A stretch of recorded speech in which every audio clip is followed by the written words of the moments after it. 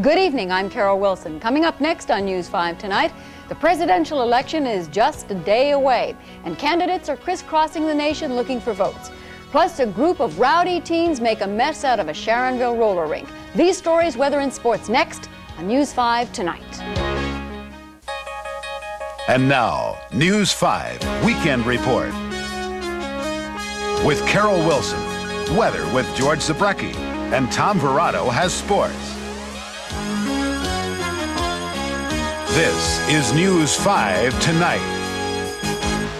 Good evening. Those long months and days of campaigning are turning into hours tonight, leaving both presidential candidates with just one final day to woo votes. President Reagan made an about-face today, changing his campaign schedule to visit Walter Mondale's home state. Mr. Reagan says he couldn't pass up the opportunity to stop in Minnesota. But Mondale campaigners saw it as one final insult. Later, at an impromptu press conference, the president was once again questioned about his joke about bombing Russia. I shouldn't have said it, but I will further emphasize the media also shares in a responsibility for our national security, and I don't think they should have spread it. Reagan aides say Minnesota is the only state within Mondale's reach. Meanwhile, Walter Mondale has set his sights on Tennessee and Texas voters, hoping to spur support from blacks and Hispanics. At a church here in Memphis, Mondale took the pulpit for a message about compassion. He says the Reagan administration doesn't have any. This crowd can hear the faintest drum, but they can't hear the cry of a hungry child in the street. Mondale had previously attacked Mr. Reagan for injecting religion into this presidential race. Later, Mondale's campaign staff posed for a photo on his jet, indicating the race is almost over. If the latest polls prove true, Walter Mondale has fallen far behind President Reagan in the eyes of Ohio voters. The University of Cincinnati's latest poll shows President Reagan with a 19-point lead over Mondale, the president with 55% and Mondale with 36%.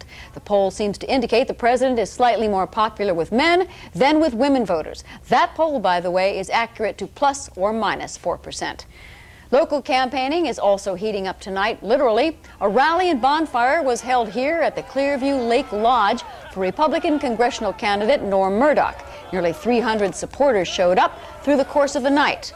Murdoch, meanwhile, is pursuing court action against challenger Tom Luken.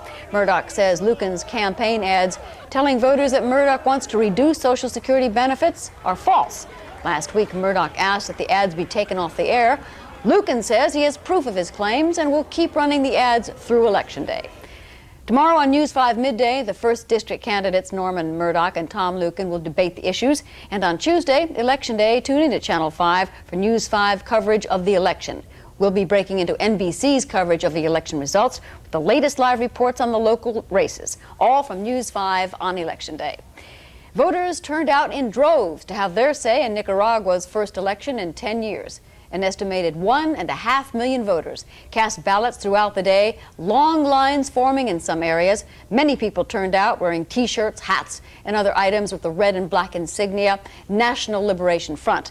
The party's presidential candidate, Daniel Ortega, claims the U.S. is trying to manipulate the contest. He also believes the U.S. will invade Nicaragua if Mr. Reagan is reelected here. Candidates from 5 smaller parties are running against Ortega. Election results are expected sometime tomorrow. Closer to home, an auto accident near Wilmington has left 3 local people dead tonight.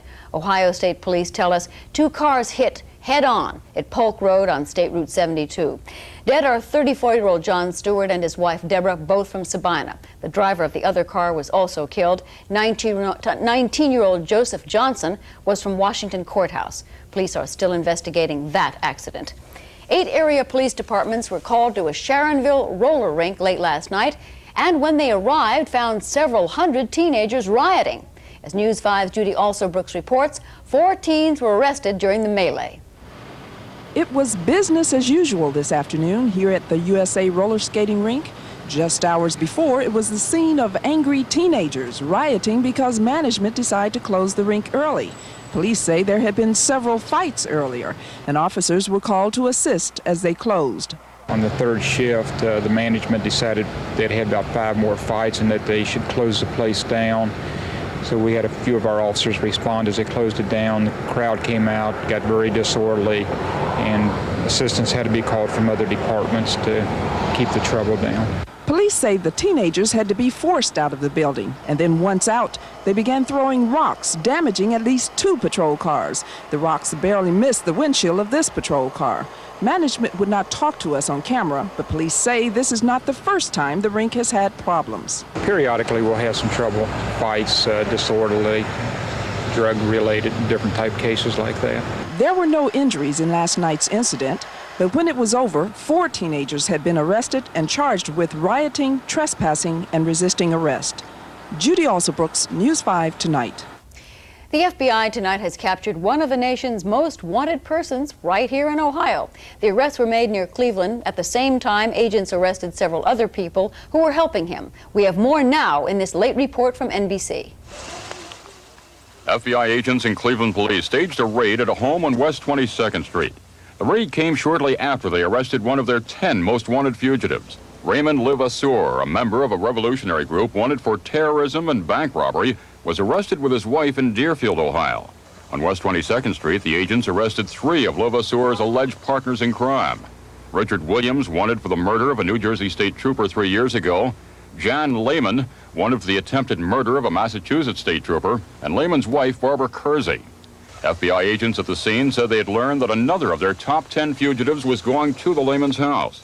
They searched the house completely, even calling in a dog warden to remove a Doberman so they could search the basement. But they didn't find the other most wanted man. Thomas William Manning, also wanted for killing a New Jersey state trooper and bank robbery. The FBI said Manning was probably in the area and may still be. They're continuing the search for him. Neighbors told us that Lehman, his wife, and their 3 children rented the house on West 22nd Street about 2 months ago. But none of the neighbors had any idea that the new people in the neighborhood were wanted for being involved with 2 of the FBI's 10 most wanted fugitives. Joe Mossbrook for NBC News. Next on News 5 Tonight, we'll take a look back at what happened at our embassy in Iran 5 years ago. Plus, a local salute to the Navy. That story next. The group